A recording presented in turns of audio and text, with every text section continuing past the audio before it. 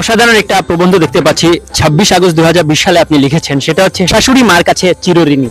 বাংলাদেশের প্রেক্ষাপটে শাশুড়িরা অনেক ধরনের হয়ে থাকে। শাশুড়ি বইয়ের একটা মানে দ্বিপাক্ষিক চিন্তা চেতনা থেকে থাকে, কিন্তু আমার ক্ষেত্রে অন্য ঘটনা ছিল। মেট্রোপলিটন পুলিশের যে ব্যানারটি রয়েছে বীরশ্রেষ্ঠ যারা তাদের শহীদের রসিকার দেয়া, আবার ঠিক আপনি দেখতে পাবেন যে বাংলা একাডেমির যে শহীদ সেখানে দীর্ঘিকা দেয়া।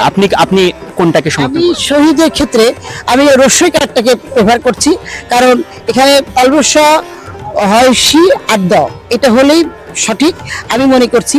এক এক দিকে এক একটা লেখা, এটা কিন্তু আসলেই সঠিক না। মানুষের মধ্যে বিভ্রান্ত হচ্ছে। আমাদের বাংলা নিয়ে তো মানুষ হাসাহাসি করছে যে কি বাংলা নিয়ে আপনারা যুদ্ধ করলেন, এখনো পর্যন্ত বাংলা বানানটা কি। বইমেলার একদম শেষ প্রান্তে আমরা চলে এসেছি, শেষ সময়ে। আনন্দের বিষয় হচ্ছে যে আমার হাতে যে বইটি আপনারা দেখতে পাচ্ছেন আজকেই সেটির মোড়ক উন্মোচিত হয়েছে। আশা করছি আপনারা যারা দর্শক আছেন এই বইটি আপনারা অবশ্যই সংগ্রহ করবেন। এবং বইটির লেখিকা হচ্ছেন নন্দিনী লুইজা। আমরা তার সাথে কিছুক্ষণ কথা বলবো। যখন মেলা শেষ, পর্দাগুলো নেমে যাচ্ছে, আলো নিভে যাচ্ছে, কিন্তু আমার স্টলেও আলোটা আছে। দেখি কয়েকজনকে মনে হলো এরা সাংবাদিক। দেখি তো বললাম যে দেখো তোমরা তো সাংবাদিক মানুষ, আমার একটা বই আজকে মোড়ক উন্মোচন হয়েছে। আমারও ইচ্ছা হচ্ছিল যে কারো কাছে একটুখানি আমার বইয়ের কথা একটু বলি, মানুষকে জানাই। তো সেটা হয়তো মানে মিলে গেল। মানে যা চাই তা তো আসলে মন থেকে হলে অবশ্যই পাওয়া যায়। তো মূল কথায় আসি, আমি লেখালেখি অনেক বছর ছোটকাল থেকেই করি। যখন আমি ক্লাস 5-এ পড়ি তখন থেকে আমি অনেক লেখা লিখেছি, কিন্তু আমি প্রকাশক যেহেতু সবসময় লেখকদের বই বের করতে আমি বেশি উৎসাহিত বোধ করি। আমার বই যদি বের করি তাহলে লেখকটা মন খারাপ করবে যে প্রকাশক নিজের বই নিয়ে ব্যস্ত থাকে। শেষ মুহূর্তে আমি বুঝতে পারিনি যে আমার বইটা আজকে প্রকাশ হবে। প্রেসে বললো যে আপনার বই শেষ হয়েছে, নিতে পারেন। তা আমি তো খুব মহা আনন্দে কাউকে খুব একটা বলতে পারিনি। আমার এই বইটা নিয়ে আমার কথা ছিল। আমার এই বইটারও 2020 এবং 2021 সালের সমস্ত ঘটনা নিয়ে লেখা। 2020-এ এবং 21-এ আমরা করোনার মধ্যে ছিলাম। এই সময় সারা বিশ্ব ছিল একটা আতঙ্ক ভীতিকর অবস্থায়, অদেখা একটা অস্থিরতার মধ্যে আমাদের জীবন কাটছিল। সেই সময় সারা বিশ্বে সহ বাংলাদেশে অর্থনৈতিক, সামাজিক এবং পারিবারিক অবস্থা কি হয়েছিল সেই সব কিছু নিয়ে এখানে লেখা। এখানে অনেক দুঃখ, কষ্ট, হতাশা এবং প্রগতির কথা লেখা আছে। এই বইটা পড়লে আমার বিশ্বাস আমার পাঠক অনেক কিছু জানতে পারবে, বুঝবে এবং তাদের জীবনটাকে আবার নতুন করে সাজানো অনুপ্রেরণা পাবে। আজকে এই বইটার নাম দিয়ে বিশুদ্ধতায় সমর্পণ। আমি বিশুদ্ধতা নিয়েই কথা বলতে চাই, যা আমার জীবনে ঘটে, আশেপাশে ঘটে। আমি কখনো কাল্পনিকভাবে লিখি না। আমি কবিতা, গল্প, উপন্যাস, প্রবন্ধ এবং আমি নিয়মিত জাতীয় পত্রিকায় কলামিস্ট। তো এই সব কিছু মিলিয়ে এবার ভেবেছিলাম আরও কিছু বই আসবে আমার, কিন্তু সেগুলো অপ্রকাশিত থাকলো, অসুবিধা নেই, বের হবে। কিন্তু আজকের এই বইটা একটা বের করতে পেরে খুব আনন্দিত। এটি আপনার কততম বই? বা এটা আমার এককভাবে 7ম বই, আর যৌথভাবে অনেক বই বের হয়েছে। সেটা বলতে পারবো 25-30 এরকম হতে পারে। তবে এবার বই মেলায় অনেক সংগঠনের সঙ্গে আমার বই বেরিয়েছে, আমি খুব আনন্দিত। ঈদের আনন্দ মানুষ কেমন করে জানি না, তবে আমার মনে হয়েছে ঈদের আনন্দ এবং একটা সন্তান প্রসবের আনন্দ যেমন, ঠিক আমার কাছে এবারকার অনুভূতি ঠিক তেমনই। অসাধারণ একটা প্রবন্ধ দেখতে পাচ্ছি 26 আগস্ট 2020 সালে আপনি লিখেছেন, সেটা হচ্ছে শাশুড়ি মার কাছে চিরঋণী। আসলে আমার শাশুড়ি মা, এই যে আপনি যে কথাটা খুলেছেন, আমার শাশুড়ি মা ছিল না, উনি আমার খুব আপনজন ছিল। মানে বাংলাদেশের প্রেক্ষাপটে শাশুড়িরা অনেক ধরনের হয়ে থাকে। শাশুড়ি বইয়ের একটা মানে দ্বিপাক্ষিক চিন্তা চেতনা থেকে থাকে, কিন্তু আমার ক্ষেত্রে অন্য ঘটনা ছিল। আমার শাশুড়ির মৃত্যুর আগে বলেছে যে সে ওষুধ খেতে চেত না। আমি বললাম যে আমি খুব খারাপ মানুষ, আমি আপনাকে বকাঝকা দিই। বলেন না, তুমি ভালো মানুষ, তুমি ভালো।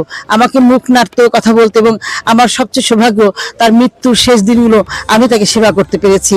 আমার হাতে তার মৃত্যু হয়েছে, এটা আমি খুব ফিল করি। যেহেতু আমার মাকে আমি খুব অল্প বয়সে হারিয়েছিলাম, আমি তাকে কিছুই করতে পারিনি, সেটা আমার শাশুড়ি মাকে করে আমি সেই ঋণটা শোধ করেছি। এই বইটি কাকে উৎসর্গ করেছেন? আসলে এই বইটা উৎসর্গ করেছি আমার বন্ধুবর, যিনি আমার জীবনের সঙ্গে মিশে আছেন আজকে 44 বছর। যে আমার টানাপোড়েনের জীবনে আমার যখন অস্তিত্বহীন হয়ে যাচ্ছিলাম, সেই সময় যে মানুষটা আমার পাশে এসে দাঁড়িয়েছিল অত্যন্ত প্রহরী হয়ে, তাকে আমি উৎসর্গ করেছি এই বইটা। কয়টি প্রবন্ধ এখানে স্থান পেয়েছে?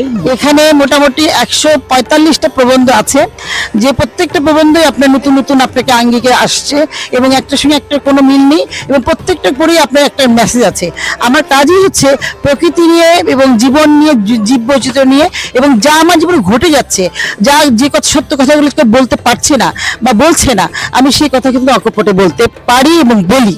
আজও পর্যন্ত আমি সত্যের উপরে দাঁড়িয়ে আছি, এতে যা হয় হয়ে যাক। প্রচ্ছুটার মধ্যে কিন্তু অনেক অর্থ আছে।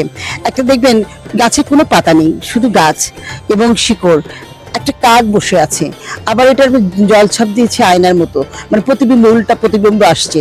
তার মানে কি, আমাদের জীবনটা কিন্তু এভাবে 3D হিসেবে আমরা বের হয়ে আসছি।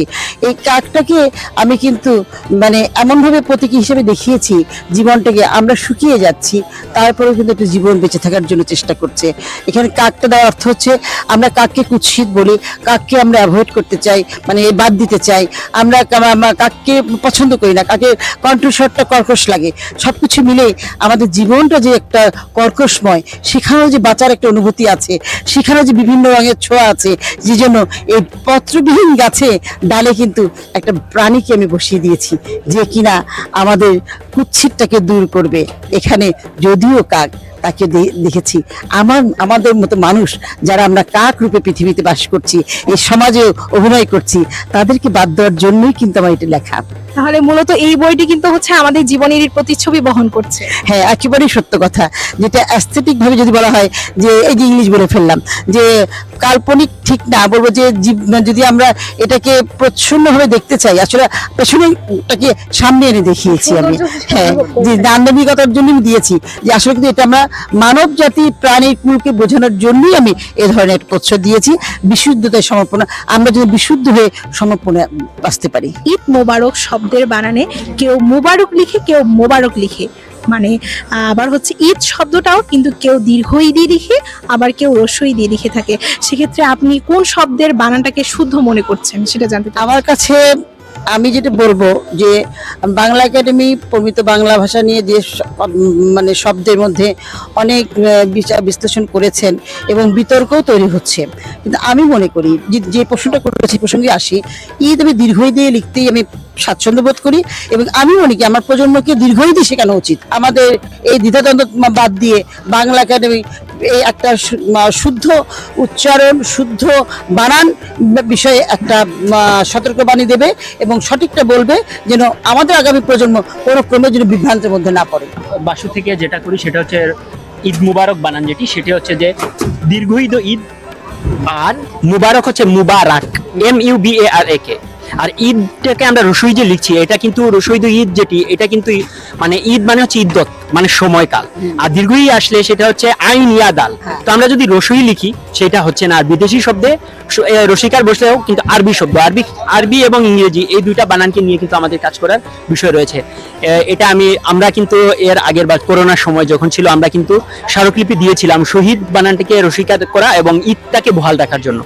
আমরা আশা করছি যে ইনশাআল্লাহ আমরা সরাসরি বাংলা একাডেমি মহাপরিচালক বরাবর একটা সরাসরি আমরা নিজেরা, যেহেতু করোনা শেষ হয়েছে, আমরা সরাসরি সেটাকে ঈদ বহাল রাখার জন্য আমরা চেষ্টা করব।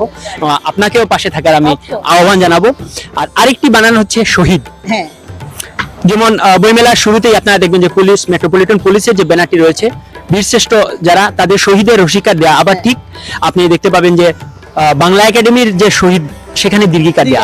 আপনি কোনটাকে সমর্থন? আমি শহীদের ক্ষেত্রে আমি রস্যই কার্ডটাকে ব্যবহার করছি, কারণ এখানে অলবশ হয়সি আড্ড, এটা হলেই সঠিক আমি মনে করছি। এক এক দিকে এক একটা লেখা, এটা কিন্তু আসলেই সঠিক না। মানুষের মধ্যে বিভ্রান্ত হচ্ছে। আমাদের বাংলা নিয়ে তো মানুষ হাসাহাসি করছে, যে কি বাংলা নিয়ে আপনারা যুদ্ধ করলেন, এখনো পর্যন্ত বাংলা বানানটাই ঠিক করতে পারলেন না। এটা এরকম হতে পারে এত বছর পরে এসেও? এটা আমি মেনে নিতে পারলাম না। আপনাদের সঙ্গে আছি, আমাকেও ডাকবেন। আমি এটা নিয়ে, আমি কিন্তু ভাষার ব্যাপারে কিন্তু খুবই সচেতন থাকার চেষ্টা করি, এবং প্রয়োজনে আমি কিন্তু মুখ খুলতে আমার আপত্তি নেই। সুতরাং আমি মনে করি আপনাদের সঙ্গে আমিও আছি। আমরা একজন শব্দযোদ্ধা পেলাম, ধন্যবাদ আপনাকে। আর হ্যাঁ, এখানে যে দুটা উত্তর আমরা কিন্তু প্রথম থেকেই বলে দিচ্ছি যে ঈদ মুবারক দীর্ঘ ঈদ ও ঈদ মুবারক, এটা হচ্ছে একটা। আপনারা খেয়াল করবেন মামের যে বোতল রয়েছে বা নতুন যে বানানগুলো রয়েছে এখানে কিন্তু ঈদ মুবারক শুদ্ধভাবে লিখে। আর শহীদ যেটি, সেটার নিয়ম হচ্ছে যে বাংলা ব্যাকরণের নিয়ম অনুসারে বিদেশি শব্দের রসিকার বসে, যেহেতু শাহিদ থেকে আসা শব্দ শহীদ, এটা বিদেশি শব্দ, আরবি শব্দ, আমরা চোখ বন্ধ করে রসিকার বসাবো। আর ইংরেজি শব্দের ক্ষেত্রে আমরা তিন জিনিস, যেমন হচ্ছে ইংরেজি শব্দে আমরা সবসময় দন্তন্য বসাবো। ফার্নিচার লিখেন, কর্নার লিখেন, হর্ন লিখেন, দন্তন্য। আমরা জানি না কেন আমরা ভুল করছি, কারণ আমরা ব্যাকরণ দেখছি না। আর বাংলা একাডেমিকেও দোষ দিচ্ছি, এখানে বাংলা একাডেমির কিছু নেই। আর ইংরেজি শব্দের দন্ত শয়টয়ে বসে, যেমন স্টেশনারি, স্টল, দেখবেন মূর্ধন্য শয়টয়ে দেয়া। আগস্ট, আপনার বানানটা আমি দেখেছি যে আপনি আগস্ট শুদ্ধ লিখেছেন।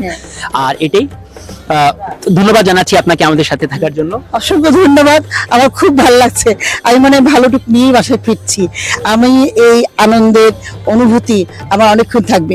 আমি নিজে সবসময় বাংলাতেই কথা বলতে চাই, তারপরে কেন জানি মানে ইংলিশটা চলে আসে, তাও নিজেরই খারাপ লাগে যে আমি কেনই ইংলিশটা বললাম। তো আমিও চাই আমার মুখ থেকে বাংলায় ঝরুক, বাংলায় কলম দিয়ে ঝরাই, বাংলাকেই বেঁচে থাকি। বাংলার প্রতি আমার থাক ভালোবাসা। সবাইকে ধন্যবাদ। বিশুদ্ধতায় সমর্পণ, এই বইটি যারা পড়তে চাচ্ছেন তারা হচ্ছে সংগ্রহে রাখতে পারেন, এবং বইটি অসম্ভব সুন্দরীভাবে লেখা। প্রশ্নটা উনি নিজে করেছেন, অনন্য একটা সৃজনশীলতা প্রকাশ পাচ্ছে মূলত। বুদ্ধদেব বাংলাদেশের কমিউনিটি যিনি লিখেছেন, এই বইটাতে তার নাতি হলো ছবি এঁকেছেন। এবং এটা ধরো, এবং এই বইটা তুমি কি করে জানেন, ছবি আঁকা করে দেওয়া হয়েছে। এটা পরে পরে তুমি কালার করবে, পড়বে, তারপরে তুমি কালার করবে, কালার দিতে পারো। প্রত্যেকটা ছবি দেখো কেমন করে করা, বুঝেছো? দেখেছো না? দেখেছো তোমার দিকে করা হয়েছে। তুমি পড়বে, তুমি নিজে আঁকাবে, তুমি এটাকে রং করে সুন্দর একটা বই তোমাকে আমি এটা দেওয়া পক্ষ থেকে